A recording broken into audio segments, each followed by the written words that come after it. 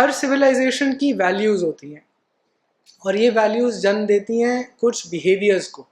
तो मैं next part of the presentation में इनको इंस्पेक्ट करते हैं कि हमारी क्या वैल्यूज़ हैं और ये कौन से बिहेवियर्स, कौन से बिलीफ्स और कौन से बिहेवियर्स को जन्म देती हैं। थोड़ा सा डिफ़िकल्ट होगी ये वाली कॉन्वर्सेशन क्योंकि मैं रिलीजन्स में जाऊंगा। तो वहाँ जाने से पहले एक थिक नाथन है, वियतनामीज बुद्धिस्ट मंक थे, बहुत बढ़िया उन्होंने बात बोली, until there is peace between religions there can be no peace in the world. ये हमें रोज़ दिखता है, मगर हमें हमेशा रोज़ गुट्टी पिलाई जाती है कि नहीं जी पॉलिटिशियन सब खराब कर देते हैं, पॉलिटिशियन केवल उसको इसका इस्तेमाल करते हैं, मगर प्रॉब्लम रिलीजन्स के बीच में ही है। और जब तक वहाँ पर कोई अंडरस्टैंडिंग और पीस की बात नहीं होगी, वर्ल्ड पीस, मैं इनसे एग्री करता हूँ एटलीस्ट थिक नाथन जी से। और हमारे को सिखाया जाता है कि जो भी डिफ़िकल्ट कॉन्वर्सेशंस है ना, रिलीजन, पॉलिटिक्स, ये सब जी टेबल पे मत लेके आओ, उल्टा होना चाहिए।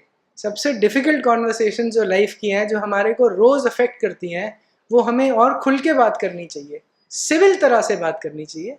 ये सिखाना चाहिए कि एक दूसरे पे लांछन मत लगाओ, गाली गलौज मत करो, मारपीट मत करो, ये ठीक बात है, मगर डिफ़िकल्ट कॉन्वर्सेशंस अगर नहीं करेंगे तो फिर सब प्रॉब्लम्स को कारपेट के नीचे फेंकते रहेंगे और फिर एक दिन फूटेगा लावा और सब भड़ास निकलती है, यही होता रहता है। गॉड, यहोवा, अल्लाह, इन्होंने यूनिवर्स बनाया, वो ज़्यादातर ही होता है, शी नहीं हो सकता। सारे जो जीवन में पृथ्वी पर आपको जो खान पान, सुंदरता, नदियाँ, सब कुछ वो मैं आदमी की एन्जॉयमेंट के लिए बनाए हैं, फॉर मैन्स एन्जॉयमेंट। लाइफ एक टेस्ट है, अगर आप पास हो गए इसमें तो आपको अच्छी चीज़ें मिलेंगी, नहीं पास हुए तो आपको पनिशमेंट मिलेगी। और इसमें बिलीफ और worship of this God is very important. वो आप कितने अच्छे हैं उससे फ़र्क नहीं पड़ता है, आपके मूल्य, आपकी वैल्यूज़ कितनी अच्छी हैं वो फ़र्क नहीं पड़ता। बिलीफ सबसे प्राइमरी है ऑन इन दिस गॉड और अल्लाह। इटर्नल कॉन्डेमनेशन की बात होती है कि केवल इस 70-80-90 साल के शरीर में आपने जो किया वो एंडलेसली टिल इटर्निटी आपको इसका कॉन्सिक्वेंस झेलना पड़ेगा, या अच्छा या बुरा। जजमेंट डे के बाद ऐसा होता है। और आत्माओं को इटर्नल हेवन और इटर्नल हेल, जैसा मैंने बताया, मिलता है। ये किस तरह की वैल्यूज़ और बिहेवियर्स को, ये जो आइडियाज़ हैं, ये जो बिलीफ्स हैं, वो किस तरह की वैल्यूज़ और बिहेवियर्स को जन्म देते हैं। My God is the only true one, the others are all false. ये एक बेसिस है जो इस सब को जन्म देता है, one God idea. Soul harvesting शायद आपने टर्म सुना हो, इससे कन्वर्जन शुरू होती हैं। अभी एक बढ़िया व्यक्ति हैं फ्रांसिस जी, उनके साथ पॉडकास्ट कर रहा था संगम टॉक्स के लिए। उन्होंने एक टर्म यूज़ करा जो मेरे लिए बहुत ही अचंभे वाला था कि लेटी और शेपर्ड्स, कुछ ऐसा कि लेटी मतलब जो लैम्स हैं, भेड़ बकरी हैं, और शेपर्ड्स हैं सारे बिशप्स, पादरी, वो सब शेपर्ड्स हैं, वो आपको डायरेक्शन देते हैं, टेक यू टुवर्ड्स गॉड। तो for me as a Hindu ये सब सुन के बड़ा अचंभा होता है, कैसी आइडियाज़ हैं, मगर मैं आपके सामने रखना चाहता था। सिर्फ इनको नीचा दिखाना, ये सब मेरा अभी का पर्पस नहीं है, बट बताना कि ये ऐसा है, उसका जजमेंट आपके ऊपर है। डिह्यूमनाइजेशन यहीं से आती है कि अगर आप आइडल वर्शिपर हो, फॉर एग्जांपल बुत परस्त, तो आप बिल्कुल गलत राह पे हो, आपके बुतों को तोड़ा जाएगा और आपके साथ, जैसा सर ने पहले बताया कि 15वीं शताब्दी, 16वीं शताब्दी बहुत ही डिफ़िकल्ट टाइम्स थे।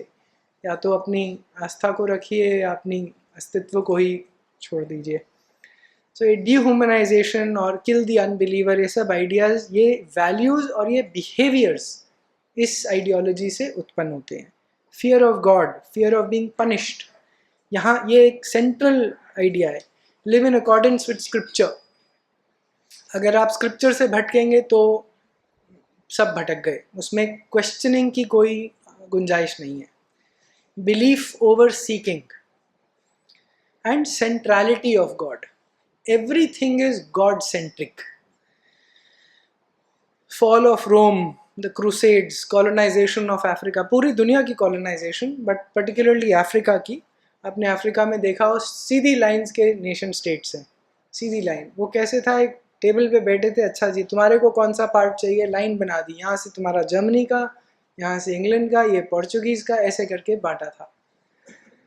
द करंट इज़राइल पैलेस्टाइन ये जो मेस है, ये आज का नहीं है, ये 2000 साल पुराना है और ये चलता ही रहेगा जब तक ये कॉन्फ्लिक्ट बिटवीन रिलीजन्स चलता रहेगा। इतना ज़्यादा एम्बेडेड है इब्राहिमिक बिलीफ सिस्टम की Gandhi, because Gandhi is revered amongst the Christian populations of India.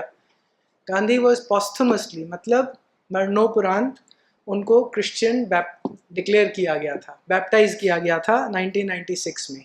जो चर्च की थियोरी है वो रह पाए, वो अडिग रह पाए कि क्योंकि वो हेवन में गए होंगे गांधी, क्योंकि उसके बिना बड़ी दुविधा हो रही थी कि गांधी जैसा बढ़िया व्यक्ति और हेल में सड़ रहा है तो समझ में नहीं आएगा कैसे।